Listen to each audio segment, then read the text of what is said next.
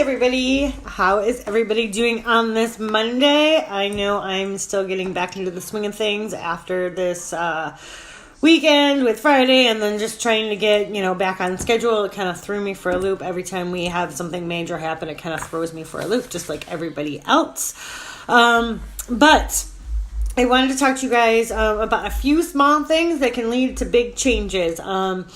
I know a lot of you had reached out to me about that ranch dressing hack that I use with 1 tablespoon of ranch dressing to 1 tablespoon of lemon juice, which gives you 2 full tablespoons, and you're getting half the calories. So that will add up huge if you have weight loss goals. That was my big thing. The other thing I use a 7 to 9 inch plate with my meals, or a smaller bowls with my meals. That's another hack that I use. Make sure so that when your portions are your portions are where they need to be. If you use a bigger plate, you're going to eat more food. So use a smaller plate, somewhere between 7 and 9 inches. And I always make sure that I have mostly vegetables and then protein, and then my carbohydrates on my plate. So that's how I kind of figure out a plate. When I go out to, and this is something I just learned too, and it seemed to work because I had a few picnics Memorial Day, was you do kind of like a clock method. So when you're at a picnic, you want to make sure you get your water. Then you want to start with veggies. Then you want to go to your protein and then pick your carbohydrate. And then if you want more, you start all over again. So that's another little tip. Accountability is huge for me. So I run these accountability groups. I started running them to help keep me accountable because I love food.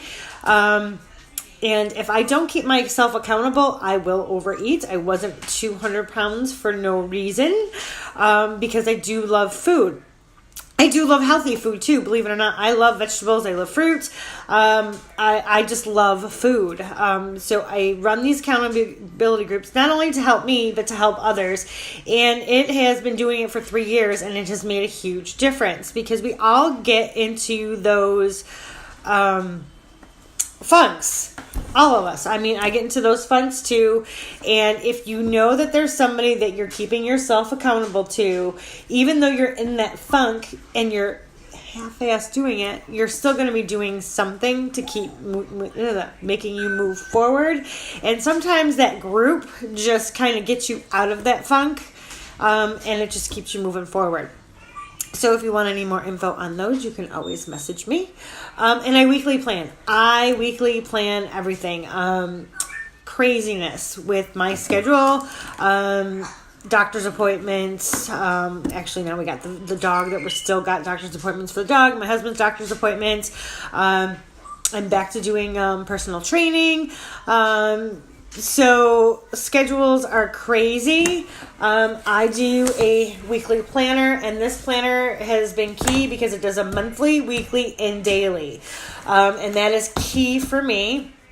I put everything in this, and I also have a food tracker too, which is set up the exact same way as my planner here. And then it's even got grocery lists. So as I figure out my meals, I can write down my grocery list. That is how I stay on track. Usually if I write it down and go to the grocery store, I just buy what I need. That's the other thing. Only buy what you need when you're at the grocery store. So if you meal plan, it'll save you a ton of money. You won't buy stuff that you won't need at the grocery store.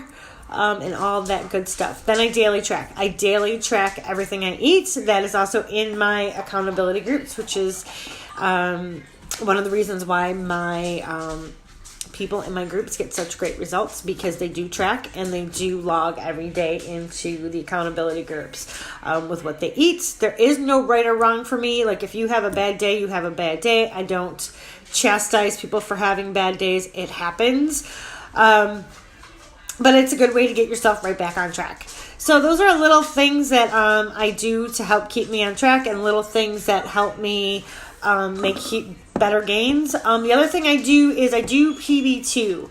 I do a lot of PB2 instead of regular peanut butter. If you're a peanut butter fan, especially if I'm mixing it in with stuff, because I'm saving myself a lot of fat content and calories with the PB2. So I do use the PB2. If I just want regular like peanut butter and jelly sandwich, which doesn't happen very often, I just use the peanut butter.